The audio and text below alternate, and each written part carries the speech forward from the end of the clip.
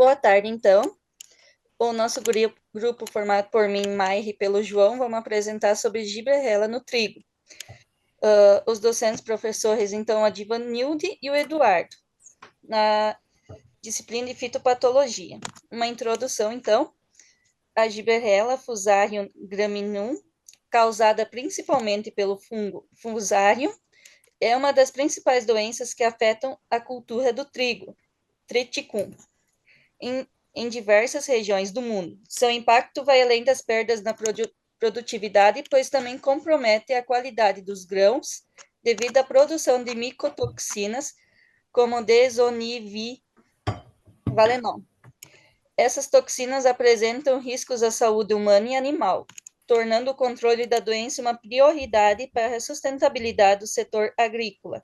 A Gibberella é especialmente prevalente em regiões de clima úmido e moderado, condições ideais para o desenvolvimento do fungo. Então, formas de infecção e o ciclo da doença.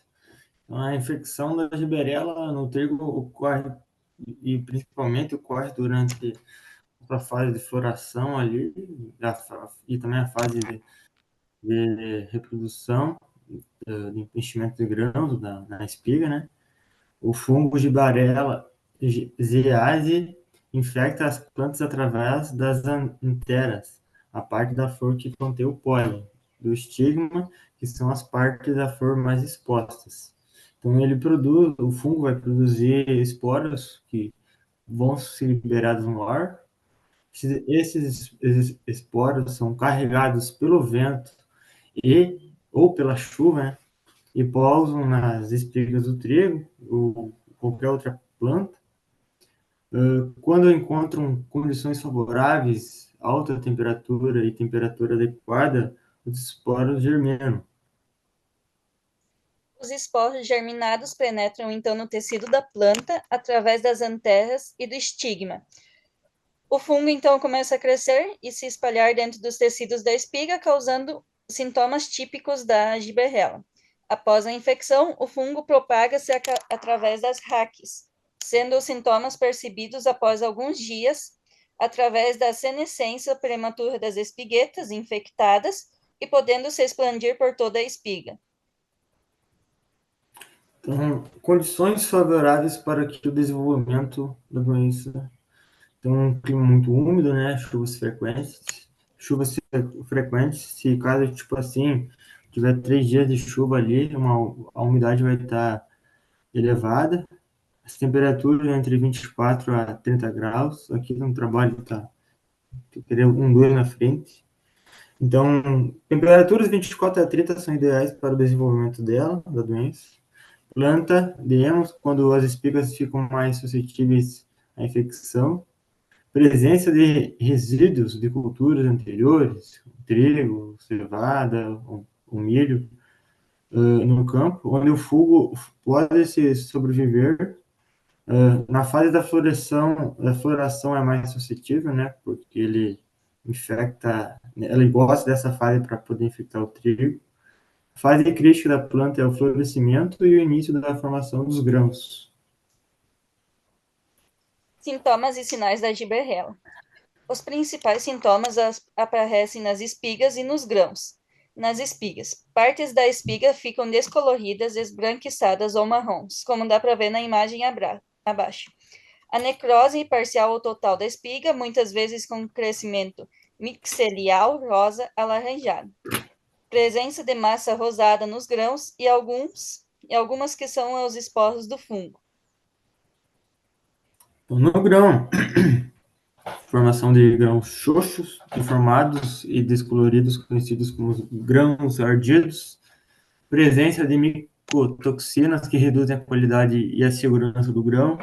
Produção do edom, que é o dexoxinivalenol, que é a toxina para os humanos e animais. Aqui temos dois tipos de grão, ali onde é que a Gibberella está na cor mais marronzinha, e na de baixo já aparece o trigo com uma coloração mais arrosada.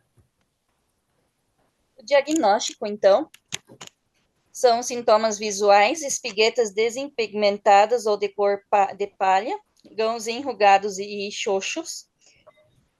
Para o diagnóstico, podem ser feitos exames laboratoriais, como a identificação do fungo, através de culturas em meios específicos e análise microscópica, testes moleculares, como o PCR, que é a reação em cadeia da polimerase, para detectar a presença do fungo em plantas e grãos. Então, é importante fazer um monitoramento, né? Inspeções regulares na lavoura, principalmente na fase da floração ali, o desenvolvimento dos grãos.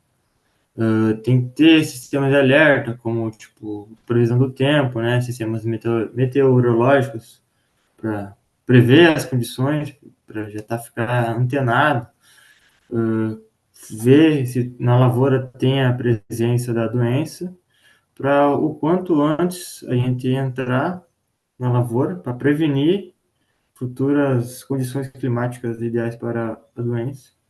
E tem que ter o controle das micotoxinas, já que, tipo, se a planta do trigo tiver com a doença e tiver essas micotoxinas, é de consciência não vender esse grão, porque além de contaminar as pessoas, pode prejudicar todo mundo. Formas de prevenção, então, para prevenir a giberela é fundamental. Prevenir a giberela, então, é fundamental para garantir a saúde das lavouras e a qualidade de grãos. Uma forma muito importante é a rotação de cultura, evitar o plantio contínuo das culturas suscetíveis das gramíferas, como trigo e cevada, na mesma área. O bom é alternar com culturas não hospedeiras, como leguminosas. Então, um ano tu faz o plantio da leguminosa, o outro ano tu pode fazer de uma gramífera novamente. Manejo de resíduos, incorporar restos de culturas anteriores ao solo ou removê-los, pois os resíduos podem abrigar fungo. Mas assim que tu souber que o trigo estava contaminado pela giberela, que tu tiver certeza, é importante fazer essa incorporação dos restos para que no próximo plantio o fungo não esteja hospedado no solo. Hein?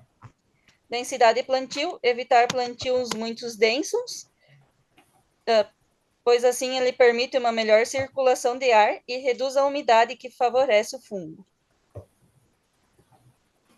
Então, formas de controle, tem o controle químico, né, que é aplicações de fungicidas, com triazóis, ibucanazol, proticonazol durante a floração, o uso combinados de fungicidas sistêmicos e protetores, né, para melhorar a eficácia, algumas cultivares resistências, desenvolvimento das variedades com resistência genética é moderada e tem avanço, embora não existem cultivares ainda completamente resistentes a essas doenças.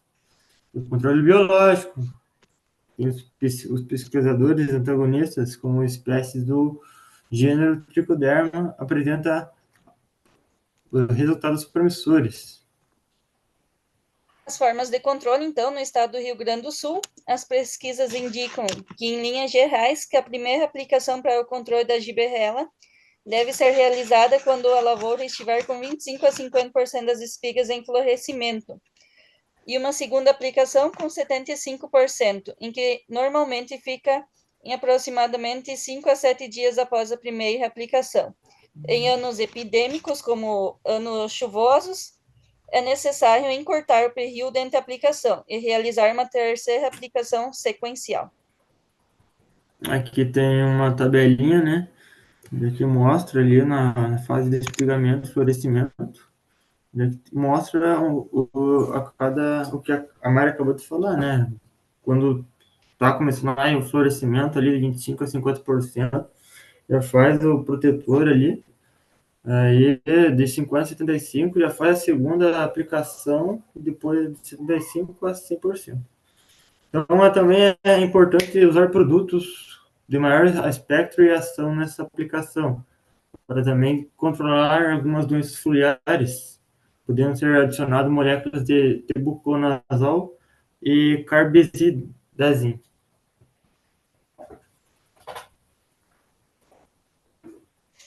Danos causados pela doença, então os danos à produção, perda de rendimento. A infecção severa pode reduzir significativamente a quantidade de grãos colhidos por hectares. Grãos xoxos, os grãos infectados tendem a ser menores, mal formados e podem não se desenvolver completamente. A qualidade dos grãos também é de extrema importância.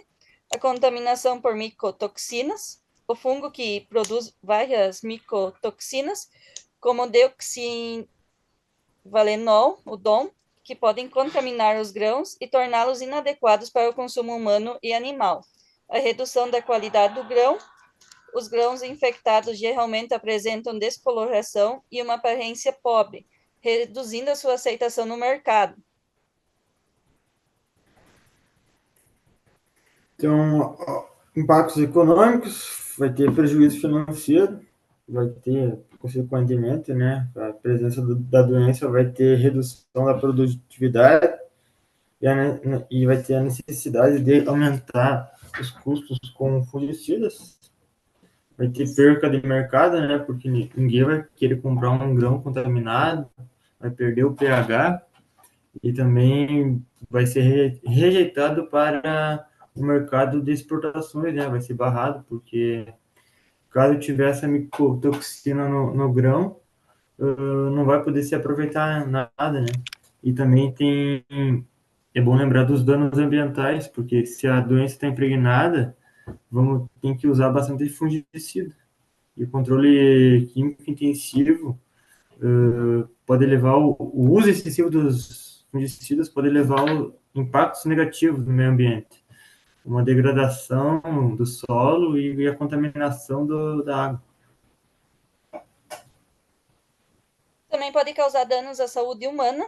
O fungo da Gibberella zai, ou Fusarium gramineum, produz micotoxinas, como o deoxinivalenol, o DOM, e a zearalenona, que podem contaminar os grãos. Essas micotoxinas são prejudiciais à saúde humana quando ingeridas. O DOM, também conhecida como vomitocina, pode causar problemas gastrointestinais, como náuseas e vômitos. A zearalenona, por outro lado, é uma microtoxina com efeitos estrogênicos, o que pode levar a distúrbios hormonais. Então, alguns resultados de pesquisas recentes, controle biológico. Então, os estudos recentes mostram que o uso do tricoderma Harzianum reduz significativamente a servidade da Gibberella. Fungicidas, o mais eficaz, né? Misturas de tebuconazol e fluticasone demonstrou maior eficiência na redução da produção do DOM, que é a micotoxina. Modelos preditivos, novos algoritmos de inteligência artificial foram desenvolvidos para prever epidemias com bases em dados meteorológicos. Então, com esses dados da inteligência artificial, podemos prever um futuro dano da doença. Daí, com esses dados, podemos adiantar a aplicação, né? Usar um preventivo. E com certeza vai ajudar a reduzir os meus custos e os danos na nossa lavoura. Considerações finais. Então, a Gibberella continua sendo um dos maiores desafios para a produção de trigo, especialmente em regiões de alta umidade. O manejo integrado que combina práticas culturais, químicas e biológicas é a abordagem mais eficaz para mitigar seus impactos. Investimentos em pesquisas, especialmente em genética de resistência, já que não existe uma cultivar totalmente resistente, e uma ferramenta preditiva, são essenciais para garantir produção sustentáveis. Em anos de El Niño, não é muito recomendado o plantio do trigo, pois, por ser um ano mais chuvoso, pode aumentar a incidência da doença. Aqui tá as nossas referências e obrigado pela atenção.